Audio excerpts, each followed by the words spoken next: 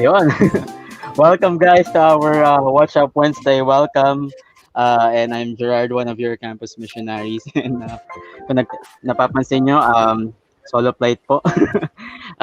Supposed to have si Karen as our co-host, pero due to, some technical issues, she'll be active na lang muna sa comment sections. But don't you worry guys, I'll be hosting today. And hopefully you have a good time despite yung weather sa labas, 'di ba? So kamusta kayo? Comment down below. Yeah, I'm sure you guys are at home right now. Yung mga na-suspend na yung classes. Masaya ba kayo na suspended na yung classes? Ayan, so comment down, tag your friends and even your family members, comment their names below and I'll also do a shout out sa mga nanonood.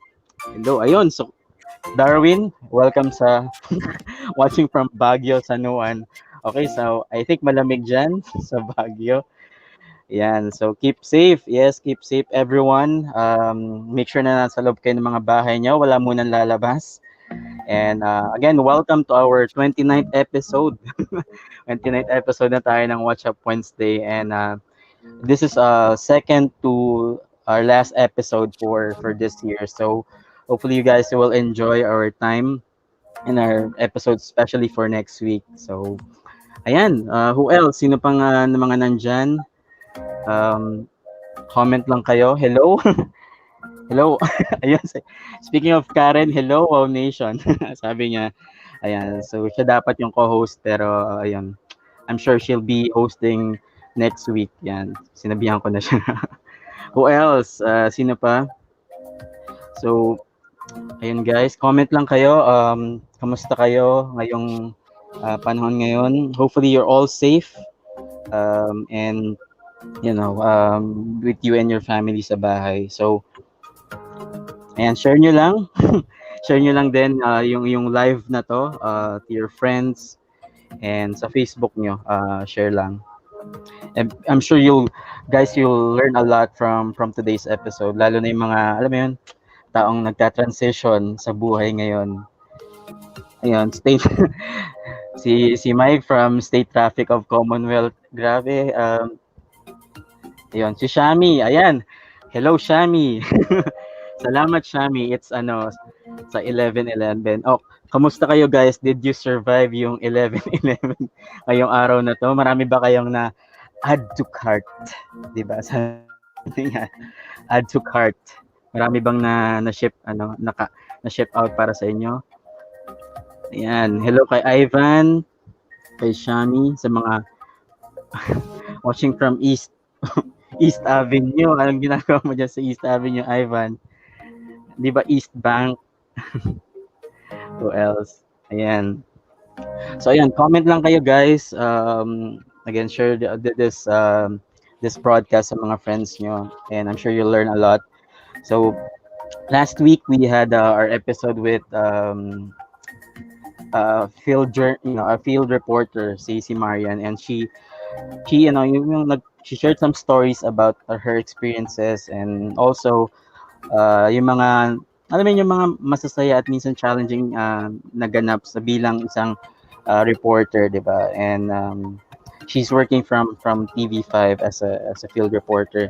So today we'll talk about kung napansin yung ating poster and invite, it's about careers and transitions. And alam ko most of us, if not all of us, are into transition right now, 'di ba? Whether you're a student, you're transitioning from senior high going to college, 'di ba? Or you're graduating and transitioning, or you're just graduated and then you're transitioning to a young professional, especially yung mga tao din na who are transitioning from you know from dati nung before the pandemic, you had a job or you have a career, pero because of the pandemic medyo na delay or may mga changes sa careers nyo. So this is the time that we will talk about those things, and what better way to talk about that but better way about having people who can talk about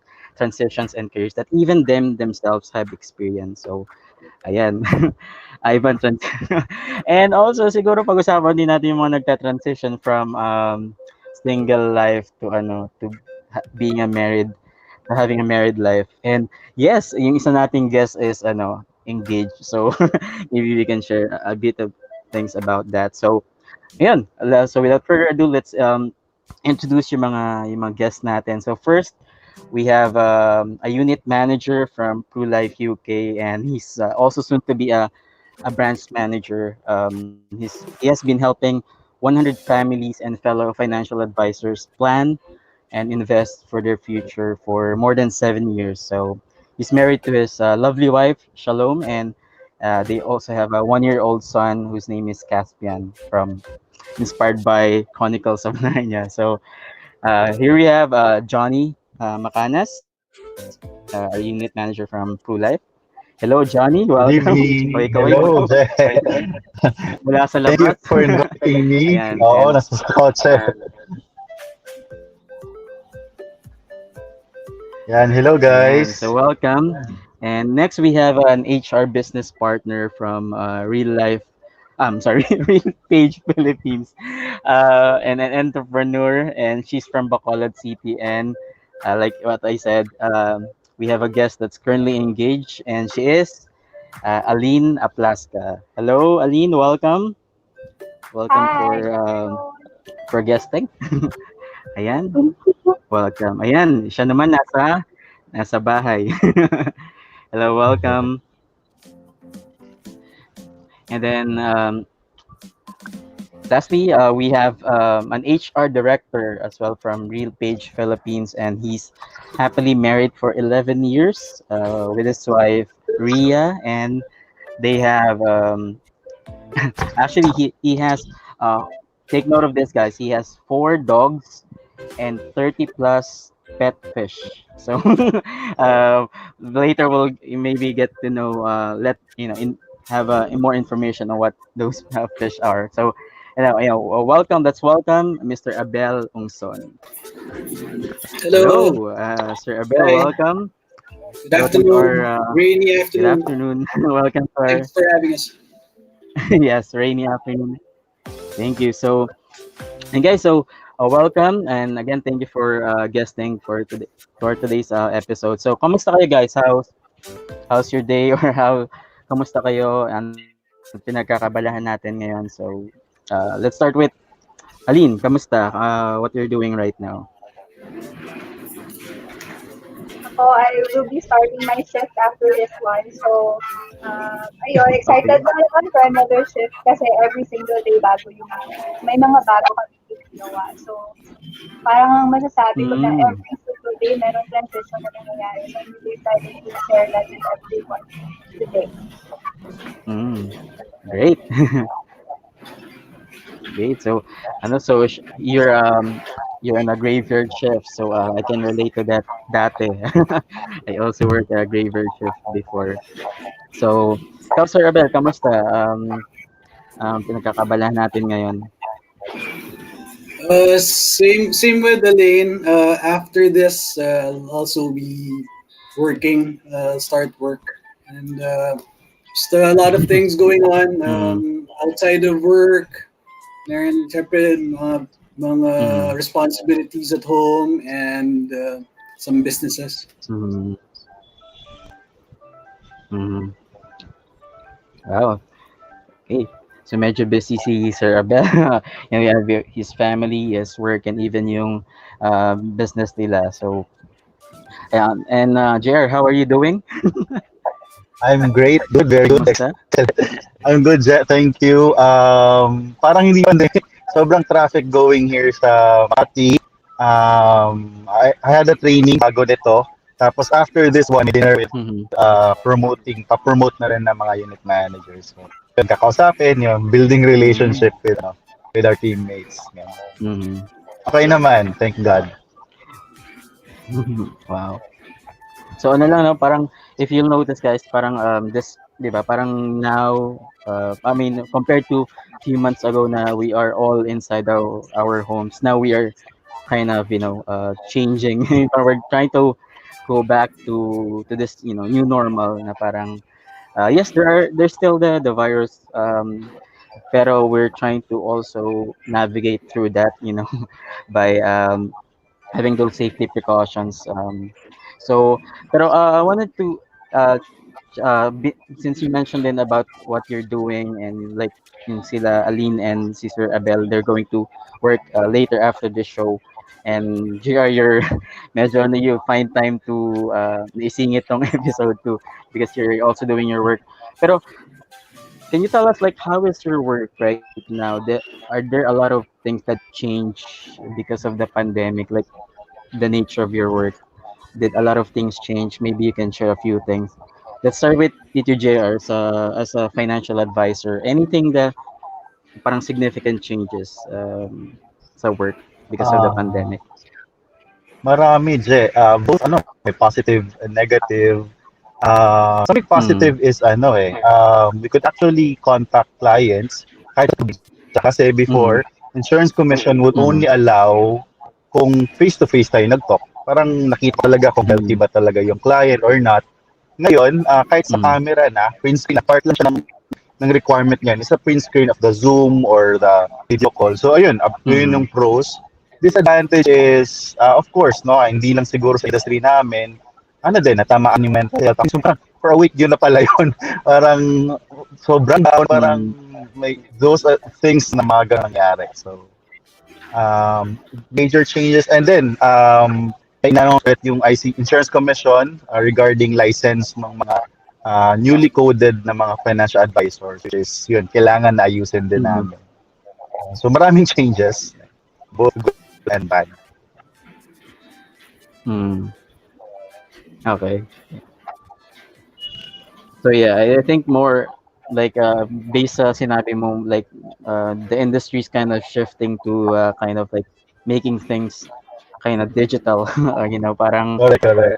or adapting to the situation right now. Kasi nga naman hirap din mag meet physically. There are still restrictions in place. So how about Exactly. Aline and Sir Abel? Like since you're working in a BPO industry, how is it?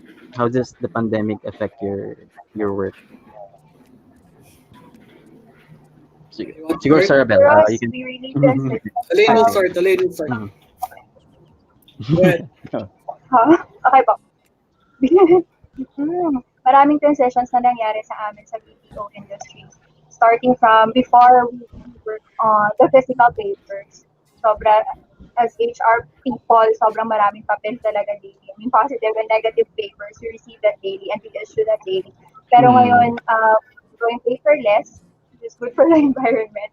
Pero medyo challenging at first nung ginawa namin yun. Kasi parang kumbaga nasanay kami sa manual na processes. Ngayon, Mm. halos lahat online na. And I think sa Mm. work namin, our foundation is really relationship. So, parang mas maigi siya if you see each other face to Mm. face, nakikipag-interact ka sa kanila. Pero ngayon, we do it online. So, parang Zoom talaga yung buhay namin ngayon. Sa Zoom. Ayan, Zoom, Teams, and ngayon ko lang pala na-discover tong Mm. StreamYard, Mm. which we'll probably use in the future kasi kahit engagement activities namin, everything online na talaga. Ngayon. Mm. So, yun. Sir Abel. Yes. How about you? That's Mm. to add dun sa BPO industry, no, I think we're very lucky, we're blessed, no, dahil when the pandemic started, I'm sure everybody knows na a lot of companies closed down, a lot of companies nag-retrench ng mga tao, nagbawas. We're just blessed dahil our company actually walang tinanggal kahit na isang tao. Mm. Unless may ginawang kalokohan. Mm. But walang tinanggal, and at the same time, mga around August or September, we actually achieved yung pinakamataas na profit margin ng company, no? Because ang daming savings, walang mga travel, may maraming mga naging cost savings yung company. Mm. So we're just very happy na we're in a pandemic-free, I guess, na industry, no? And matibay. Mm. Yes. And I think I've heard the news before that BPO industry is one of the industries I think in the country right now that has not been really affected by the pandemic. Even I saw on the news that even the employees are given privilege to go out, just like medical people, people or like nurses, and they're considered frontliners as well. So, having that said, regarding your work, how about like financially? I'm sure there like Farabel said that the company changed, like there were savings with what happened. But like for you personally, like with your family or with financially, how did it affect you as well? Like Farabel, how did it affect your family? Like, is there a lot of adjustment as well? I would say na no, working from home, especially during the first months where talagang Mm-hmm. we were not going out. I think we were Mm-hmm. able to save a lot dahil Mm-hmm. normal expense mo when you go out and syempre nawala rin yung mga planned vacations and all that, no, yung mga Mm-hmm. malalaking expenses. And yun, I think it actually was positive siya para sa amin. When it comes to yun sa savings and sa money. Mm-hmm. Okay.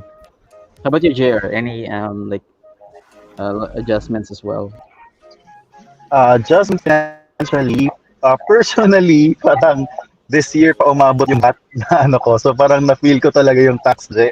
So masakit siya, Mm-hmm. pero kailangang bayaran. Sa team Mm-hmm. naman, first few months is medyo hirap talaga kasi transition, yung mga tao, takot siya kung maglalagay ba sila, mag-open ba sila ng account or something. But Mm-hmm. mga to, past 3 months, bumabalik naman to normal yung mga teammates namin. So, pag managers naman Mm-hmm. usually kasi most likely more or less stable naman talaga yung growth ng income. Mm-hmm. Yeah. Mm-hmm. Maraming How about you, natitipid Aline? ngayon kasi sa bahay lang. Ayo, go ahead. Yeah. Yeah, I think that's something one of the good things that we can say. Like, you can put up a few savings aside because Yes. you don't need to travel or those Yes. kind of things. So, how about you, Aline? Like, family or financially, anything that you need to adjust? Personally, kung savings, meron ako mga na-save because I learned a lot of things nitong pandemic. So, I discovered na I know how to cook, I know how to trim my hair, I know how to clean my nails or to do my nails, mga ganun na mga bagay. Pero sa family namin as a whole, merong members of our family na hindi Mm, nakakapag-work, naka-leave of absence, ganun. So, expenses-wise, parang ganun mm, pa rin. And of course, as you have mentioned, we're preparing to get married. So, medyo advantage sa part na yun, yung savings na part. Pero yung nakakakabalang kung matutuloy pa.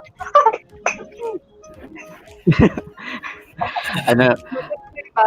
actually, Aline, we have a JR and I have a friend na parang who can attest na there's still marriages that happening right now even during the pandemic. So, ayan, kapit, tutuloy yan. So, anyway, so just Yun. out of curiosity, guys, like for BPO industry, like Sir Abel and Aline, are there more people applying in your industry right now? Because I guess they might heard that your industry is one of the things that wasn't really totally affected by the pandemic. Are there more people applying or resigning? Yeah, I mean, Paguda. We have a lot of openings mhm, actually currently. As what Ava mentioned earlier, medyo affected yung industry namin sa pagkawala ng mga mhm, trabaho. So, yung projected namin na headcount for the end of the year, parang same pa rin siya. Actually, nag-increase pa. So, we are hiring pa din kahit ngayon. And there mhm, are a lot of people naman din na interested sa mga posts na we have. right now. Pero marami din Mm. naman mga industries na katulad namin na ganun din yung pag-boost nila. So siguro yung challenge din sa amin ay dahil marami BPO industries, I mean, companies din dito sa Philippines na nag-open kahit pandemic. Yung mga tao ay curious Mm. din kung ano yung nangyayari sa kabilang company and they would want to try it out. So, may Mm. challenge din sa part na yon. Pero when it comes to people coming into our company, meron din naman po. Mm. Okay. Sige. How about you, JR, sa ano, sa being a financial advisor, like with people getting, insurance. Are there more people getting insurance right now because of the pandemic, or is it the other way around? Ano siya, parang extreme. Yung mga mas may pera, mas kumukuha. Of course, yung mas may mga, ano lang, sakto lang yung money, medyo anong off muna sila. So, Mm. if ko compare yung production Mm. compared last year, mas malalaki Mm. actually this year. Yun nga, marami natipid, and then this pandemic is real an eye-opener. Things could really happen, Mm. or tatumbling talaga ang mundo, that health is really important. Yun, so maraming mga clients na kumukuha. Mm. Usually, mga clients ko, personal clients ko, are from Mindanao. Doon kasi ako galing. So, mga kaibigan ko doon, was able to close them. And recruitment, ayun, tuloy-tuloy din naman. So, mas yung industry din namin na mas kailangan this time. Parang isang nakikita natin sa news, isang kasakit, tapos hospital, parang Mm. 2 million pesos more or less yung kailangan. So, parang kunin siya. No? So, yun, Mm. these are some eye-openers sa mga Pilipino. And then more of them are getting insured as well during this pandemic. Yes, that's true. Also, I have some friends na talaga realize the importance of having insurance, especially now, what's because of what's happening. And so, it's good to hear, guys, that we have the BPO industry and even the insurance industry na this.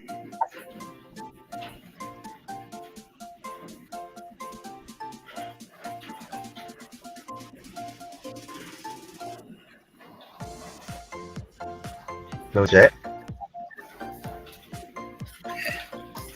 Kaya mo yan, Je.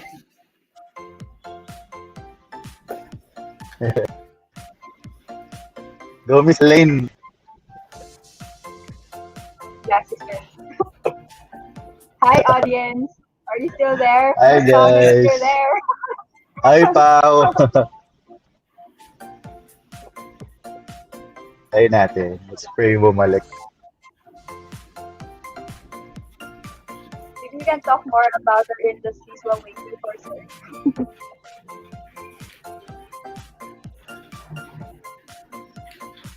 Hello?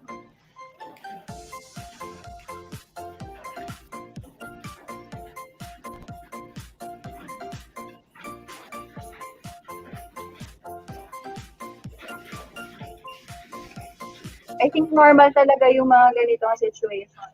Even in the previous engagement activities that we had sa office, meron talagang mga technical difficulties. Yun yung mga Yes. challenges. And we keep learning every single time na meron tayong mga ganito sa mga situation. So, ayun. Pag ganito, mas maraming interactions dun sa baba because they are very excited to know what's next. Go, kuya. Nagta-transition lang si Je. Tama. Ayun na tayo. Ayun.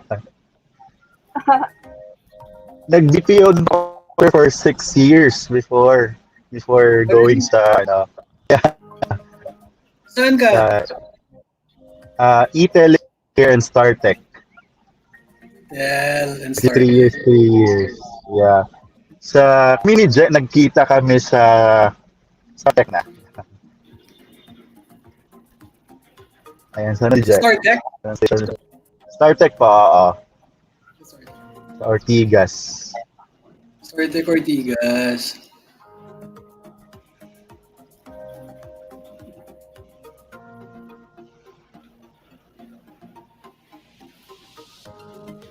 Ako nga muna yung titingin sa naka-live. I will read comments. Wow. Ako yung Wow. co-host. I will read comments Go. for you. Go, Elaine. Sabi ni Gio from Real Page Philippines, fan yata ito ni Boss Abel. Hi, pa-shout out naman po, sabi niya. Boss Abel, pa-shout out po si Gio Cabilios. Shout out kay Gio. Mr. Cabilios. And then from Sir Paulo, Pau Martinez. Hello, Sir Abel. Hello, Sir JR. Ayun. And pala, hello, Miss Annie. Tatlo pala. Ayun. Hello, Sir Pao. Hello. Tapos, merong mga comments related to 11/11 sale. Hindi ako makapag 11/11, sabi ni Shamika.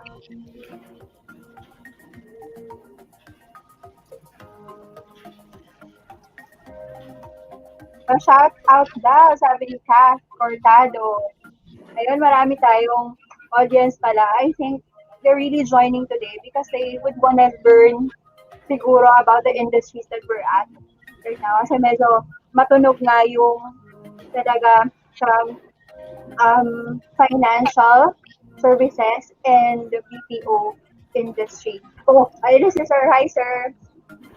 Anong masasabi mo, Je? Hello. Hi, Je. Sorry Welcome back.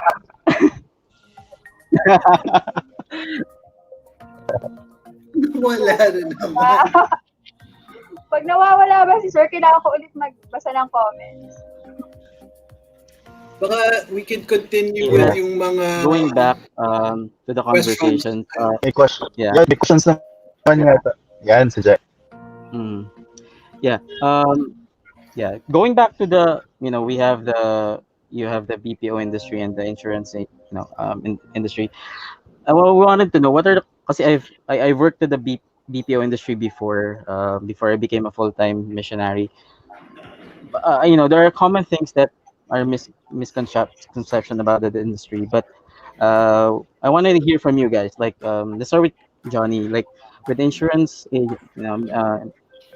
insurance, what are common misconceptions that you hear about the career or even the industry itself? All right. For the career, siguro yung thought thinking ng mga parents natin before, insurance agent ka lang, parang ganun. Iba na kasi ngayon, parang mas seryoso na financial advisors, they do trainings, and tutok talaga yung insurance commission and department of finance sa mga licensing namin. What else, no? Actually, yung boss ko is actually one of the one of the top 500 na person who's paying taxes. So parang talaga siya, may lucrative na income. Sa industry naman or sa services, I guess some people would think na gastos lang yung insurance, no? Always sabi ko sa mga clients, actually, apart from you thinking of growing your money, you should think of how you should protect your wealth. Parang, di ba, you're building dami mong investments. Tapos you're not thinking na pwedeng may mangyari sa'yo, no? Or may mangyari sa industry or something, no? Protecting it is also part of actually growing your money. So insurance plays that role. So ano pa ba? Para lang sa namatay or mamamatay, actually meron for critical illness, disability, and accident. And also, may na siya investment part where in the future, pwedeng malik yung money or actually bigger than what you placed in.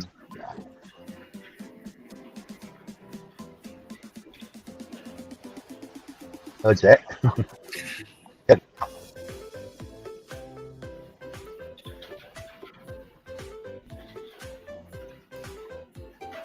Ayun. Medyo challenging talaga yung connection today dahil Oo. Sige. I can start, Elaine. So sa BPO naman ang mga misconceptions sa BPO gaya yung alam ng mga parents ko hanggang ngayon, akala nila ang trabaho namin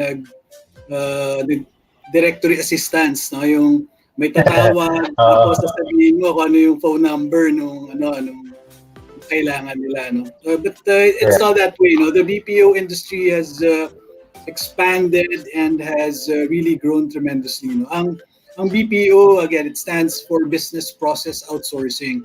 This means na kung ano yung mga ginagawang trabaho sa ibang bansa, no, which is usually mga in the Americas and in Europe, plus ngayon meron na rin mga Australian na mga ina-outsource na work, no. So lahat ng mga ginagawa nila na trabaho doon na kayang magawa overseas, no. Those are the work that we are doing. It could be connected to financial. We have insurance companies, we have banks na na-outsource na yung work nila dito sa atin, mga accounting firms, just a lot. No? And then, speaking for RealPage, ang mga in-outsource na work sa amin, we're considered actually an extension office sa US, sa Dallas, US. No? Ang mga work na ginagawa sa amin or meron kayong mga developers, meron kayong mga programmer, tapos we have a lot who are connected sa finance, accounting. Tapos we also have customer care. No? Siyempre, hindi mawawala yung mga customer-facing natin na mga trabaho. Those who will make sure na may sasagot tungkol sa mga products na mga iba-ibang businesses. So the BPO industry is a big industry and it just covers a lot of yung mga sub-industries. Actually, mga customers ng BPOs are mostly the Fortune 500s. Kaya ganun na lang din ka-stable dahil majority are we support are from the Fortune 500 companies. Ko naman po, hi sir.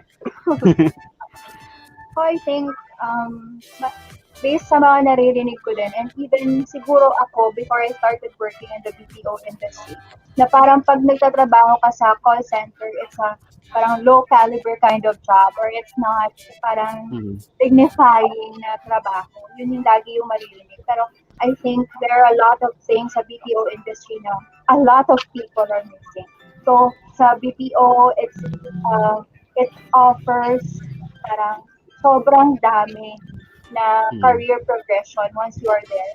And usually sa BPO, yung mga trainings namin are really structured. So if you want to be a master on something, and kung merong available dun sa company na yun, talagang you are in the right place. Parang dati iniisip lang ng mga tao na if gusto nila ng high-paying job or magandang package, let's apply sa BPO. I mean, hindi naman siguro matatago yun. Na talaga competitive naman yung pay sa BPO industry. Pero there is a lot more to discover once you are in the industry, once you are involved dun sa company. Hindi siya parang start-up lang na dito muna ako and then I'll find another job. It's not that. I think for me, I want to speak for myself kasi I've been here for 7 years. I mean, this is my first job after college. And parang naisip ko dati na parang ayaw ko din ng BPO kasi sa mga naririnig ko lang. Pero once I entered the RealPage and na-experience ko siya, it offered me a lot talaga. And the RealPage is a company na appreciates their homegrown talent. So, shout out sa RealPage and sa mga RealPagers. Hello guys, if you're watching. So, yung RealPage na malapit sa Galleria. Yes. So, marami taga-RealPage sa Ortigas. Yeah. Yes, and really with the BPO industry and the insurance sector na parang we've gone a long way. I can say na from the misconceptions that we had, especially with insurance, the one that JR said na parang kasi we had history of insurance companies na hindi talaga na may bad rep, we can say sa mindset ng mga tao, and we can't blame them, di ba? But now it's gone a long way. Parang we can say na right now it's a really a necessity for every one of us for planning for the future, and even for the BPO industry. That was also one of the misconceptions that I hear before, like what Aline said, na parang it's just something na I'll work dyan muna ako kasi I'm waiting for something else. While we're waiting, I'll just work muna sa BPO since malaki naman yung bayad. So those are, but now we can say na it's a industry talaga that you can say na talagang stable, and you really can grow your career from that. So going with from coming from that, we wanted to talk about our main topic now. How do you adapt to transitions? Like, I'm sure you have guys a lot of different transitions in life, but maybe you can share something to us na parang something major transition in your life. Maybe it's in your career or in your personal life that you had a transition, and how did you adapt to it? Siguro. So, sorry, Abel, you can share first. Um, Siguro ang transition na maisip ko which was impactful and hindi man recent pero I think malaki Mm, talaga yung naging effect sa akin was my transition from being in operations to HR. So yung mm, career ko talaga it was with operations. No? I was leading teams before in operations for maybe 11 years, and then mm,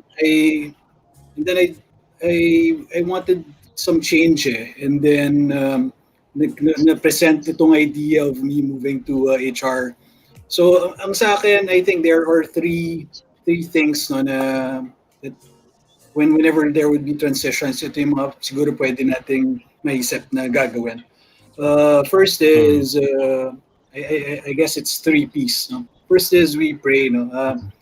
When we pray, alamin natin kung this transition is really yung ibibigay sa atin. No? Ito talaga yung gustong ibigay mm, sa atin ng Diyos. Dahil minsan uh, we make decisions dahil galit ako kunwari sa example ko, kunwari dahil biglang nagalit na ako doon sa boss ko, ay ako na dito sa operations, dito na mm, lang ako sa HR, parang gano'n.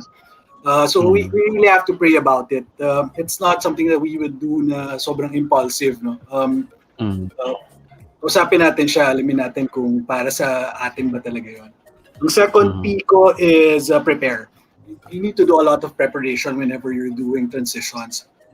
Hindi, mm, again, like what I mentioned, hindi ito something na overnight lang o mabilisan na nangyayari. For you to be successful in that transition or kung saan ka man mag-move, then you really have to prepare. Like in anything else that we do, preparation lagi kailangan. No? Everything would be mm, perfect pag you really prepare for it. And then last ko siguro I just termed it or coined it na play, you know. When mm, we are in this situation, whenever we are doing a transition, uh, mm, maging masaya tayo dito or let's just enjoy itong mga steps or itong process na to. Again, it's a process. It's going to be a lengthy process. It's not an overnight transition. So enjoy mm, nyo lang yung mga nangyayari during the transition. Make memories during those transition. And I think mm. it's going to work out well for everybody. Yan. So what I got from Sir Abel is, first you pray, you prepare, and then you what is that, play, diba? So you enjoy the transition. Now, of course, transitions are kind of sometimes things don't go our way or what we've planned, but as long as we have like he said, as long as we have Christ and our God in our lives, then I'm sure that things will turn out the best in according to His plans. There will be bumps along the road, but let's enjoy the transition.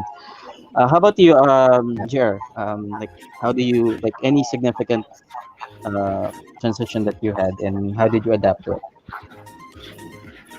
I guess yung una is was for transferring from the BPO industry to the finance world. Parang Mm. IT graduate ako, tapos Lord, wala akong knowledge dito, no? So, I guess very important Mm. yung pray kasi um, by praying, aside from talking to God, na naki-clear out yung worries na di mo dapat wini-worry. Parang nagiging less Mm. emotional ka with what's in front of you, and then you become more logical. And di ba, ito kasi magpapamilya ko, mas kailangan ko ng pera for my family. You Mm. become more practical in deciding. And importante din lalo pag transition is you play, no? Enjoy the process, and you need to have an assurance na you're having problems because you're growing. Parang gano'n. May mangyayari, no? Matakot ka na lang kung parang stagnant yung life mo, walang nangyayari, no? So, it could be an opportunity for it could be a better opportunity. No? So, important is look for the peace of mind, no? Bala center. Lord, what's your plan? And may Mm. you have this peace na ito na natutunan ko talaga before na parang regardless ang industry ilalagay ni Lord, parang yung grace sa love ni Lord, hindi ganun kaliit na parang, okay, dito ka na industry, hindi ka Mm. dito, so hindi ka masyadong i-bless ni Lord. Sobrang laki ng industry ni Lord. Ang laki and really ng favor ni Lord na gusto niya maging Mm. excellent kang saan kanya nilalagay. No? So, um, may fear, yes, may fear, no? Minsan, yun nga, diba, nilet go ko yung BPO, yung corporate job ko for this one na wala talaga parang wala akong background in terms of finances. Part-time lang ako before, and then after a Mm. year, I made this full-time. And yung kinikita ko, hindi pa talaga nakakabuhay ng pamilya. So, and planning pa in a year time is deal ko with myself and kay Lord. Sige Lord, at age 30, makakapamilya na ako. So, ganun, di ba? So, I guess mas napalapit Mm. ako kay Lord, no? Every time that I meet a client, parang Lord, help me, give me wisdom, ano yung mga words na sasabihin ko, give me mga Mm. talking points, no? Kailangan yun. Mas napapalapit ka kay Lord during this, Mm. transitions um, na at may mga uncertainties in life. And you get learnings from it. Yeah, that's true. Whatever transitions we have, like, of course, transitions means that you coming from a place and then you're going somewhere, and going there Familiar. isn't really, yeah, I mean, that's something unfamiliar, uncharted place talaga na you haven't thought of. I mean, you might have prepared, but there are things there na hindi ka properly, fully prepared. But like what Johnny said, na parang there's no place that the hand of God can't reach you. His grace is bigger than the things that you worry about. So it's important we Yeah. really have a connection with him, because he will also empower us and really strengthen us and make us more confident na I put you there, and you can go through it with him. So how about you, Aline? So far siguro yung engagement mo, or it's something else? So, kung related, actually, di kami nag-usap na Sir Ava, pero same yung sagot ko when I transitioned from operations to HR, kasi before I was an agent sa technical support, and then I transferred to HR. At that time, really, Mhm. I am not a master of it. Hindi ako marunong dun sa area na yun. It really scares Yeah. me. Siyempre, once you decide or pag na-verbalize mo na you are interested to do something, especially if it's unpopular, parang the world can be very noisy. Na sasabihin na sa'yo na, Mm. Yeah. no, you should not do that, or may magsasabi sa'yo na, oo, gawin mo yan, so magugulo yung decision making Mm. mo. Pero really, you need Yes. to pray for wisdom talaga, and para marinig mo si Lord kung ano yung gusto niya ipagawa sa'yo. Kasi my prayer at that time Mm. talaga is for Him to place me somewhere na magkakaroon ng impact dun sa buhay ng mga tao na I encounter daily. And as an HR personnel, mas iba yung iba yung pwede mong magawa kasi you can organize events related to mental health. You can invite people to speak dun sa group of people na hawak mo. And um, siguro yung ano din, yung na-learn ko over the years din na lesson ay once you have strengthened your credentials, madadagdagan at madadagdagan yun. There are a lot of opportunities that will open before you din. So, sobrang dami din. May mag-offer sa'yo ng ganito, ng ganyan, or you will see things that Mm. will trigger your interest. Pero, it's really wisdom and favor din na you get to decide kung ano ba talaga yung dapat mong gawin. You can weigh in. Is this something that will lead me to achieve greater heights or this is something na temporary lang. So, favor talaga ni Lord na He will send you the wisdom to decide on those Mm. things. So, ayun, para sa mga audience natin na magta-transition, talagang prayers. Prayers talaga. Mm. Yeah, and something that I catch from what you said, Alina. Of course, there are a lot of, there will be noises in the background na parang, especially if you're telling people na here's my plan or I wanted to transition to change careers probably or probably something significant in your life. And there, di natin maiwasan, may mga tao talaga who will question it or even sometimes you say things na parang that you might, lose your confidence. Pero like, what you guys said na parang as long as we have we pray and we are confident na, I mean, God is with us. So as long as He is with you, you're confident that whatever transition you will be going through, it will be rough, pero it will be something worth it kasi you have Him as well. So, ayun, and we again, guys, prayer is really important in transitions. So, whatever transitions you will encounter, and I'm sure you'll have for the audience, and I also speak to myself and I guess to us na talagang transitions will always be there. And so we're almost kind of on the last part of our show, pero siguro I wanted to um, ask you guys, your message to students or young professionals or even those people who are facing transitions right now in life. Maybe especially people siguro yung mga careers nila, they lost their jobs and transitioning to a new career. Like I know Aline and uh, guys have may mga sidelines. So it's like Sir Abel has business. So parang how do you your message to the people regarding transitions? Siguro. Now let's start with Aline. Siguro. Your message to everyone. For me, even without the pandemic, I think there will be transitions and there will be changes. So, Mm-hmm. first, we have to accept that na talagang may mga pagbabago daily and we have to be resilient sa bawat sitwasyon na ma-encounter Mm-hmm. natin. So, siguro yung mabibigay ko sa kanila na ano din, na advice ay never stop learning. Kahit sa anong situation ng buhay, so never stop Mm-hmm. learning. So always be decisive, curious sa mga bagay, be bold sa mga decisions natin, and to always read, never stop reading and Mm-hmm. learning. And you should always Yeah. be hungry for knowledge. Especially dun sa area kung saan ka very passionate about. So if it's your career, then never stop learning Mm-hmm. about that expertise. So, yun. Mm-hmm. Okay. How about you, Jer?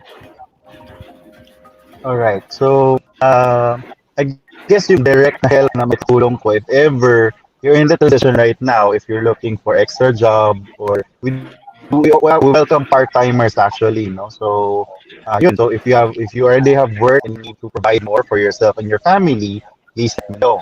Tapos, regarding sa ano naman, learning is take it one step at a time.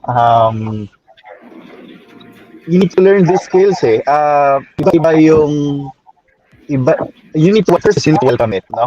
Whatever situation yung pag pinagdadaanan mo and don't be shy, no? Huwag mahiya kung na maghumingi ng tulong.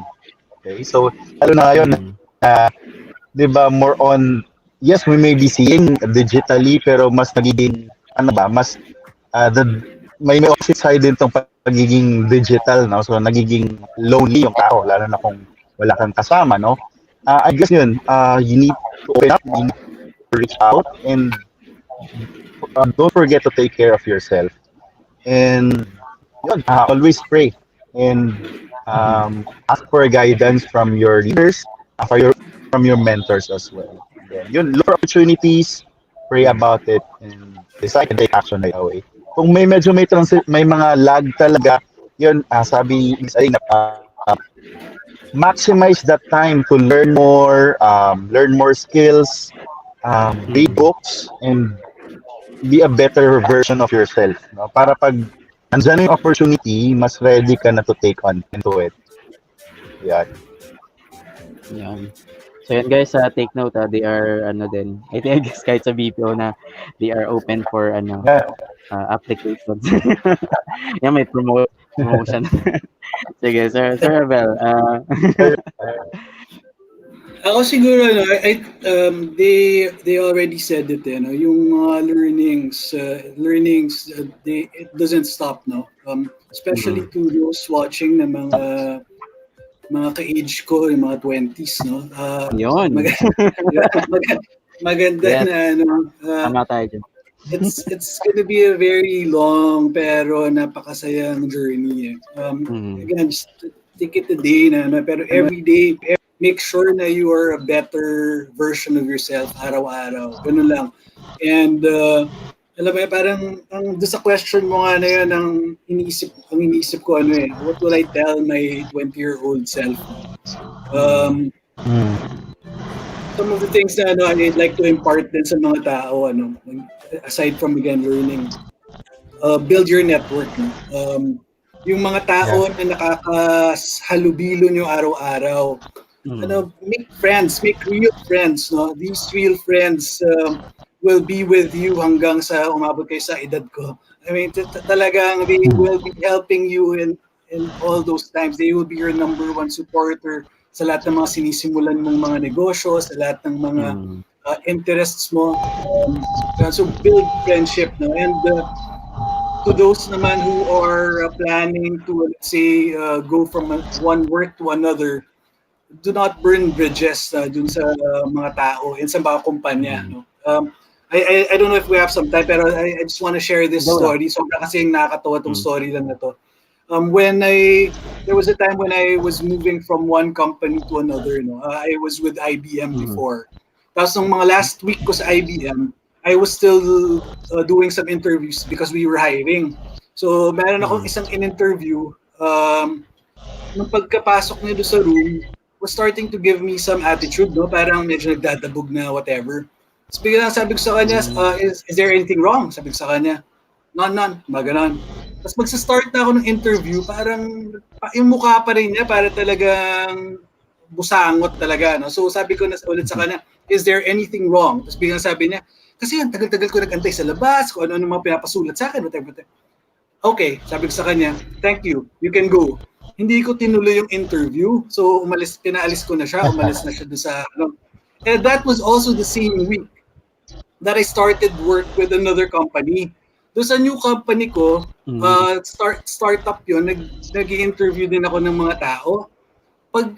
Nung nag-interview ulit ako, biglang nung may pumasok na tao, siya yung in-interview ko sa IBM, siya mismo. Nung nakita ko parang, ba't ikaw na naman? Parang ganun. Umalis, hindi na natuloy yung interview. Alam mo yun? I think all I'm saying here is masyadong maliit ang mundo. Lalo na, I'm sure even with the BPO industry, Mm. huwag kayong again, don't burn bridges. No? Huwag yung parang papakita ng mga attitude sa mga tao, and just make Mm. friends. Yan sa akin. Yeah. Thank you.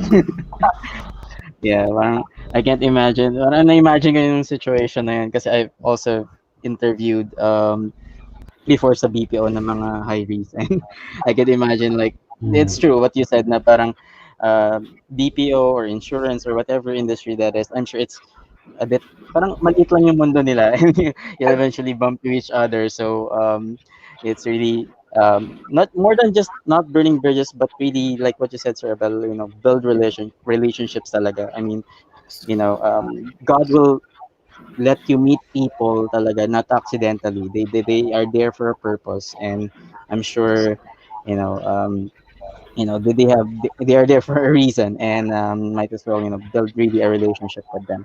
So that's thank you for those information. Really, I also learned a lot, and to our audience, maybe you're in a transition right now in your school or as a student, so you can hopefully learn a few things from what they shared, like especially what Sir Abel said, that stick to me na pray, prepare, and then play as well. Enjoy the process, and even to those people who maybe lost their job because of the pandemic, you might see their industry as something that you could consider, or we never know, but that's something that you consider.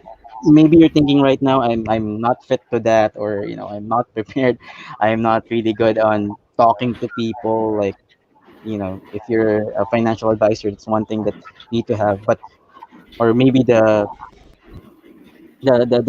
things that you will do when you get there. But like they said, God will prepare you, and He will empower you really to do things. So, be confident that not to be afraid to start again something new. So, ayan. So, I hope you guys also learn a lot from them, because I did.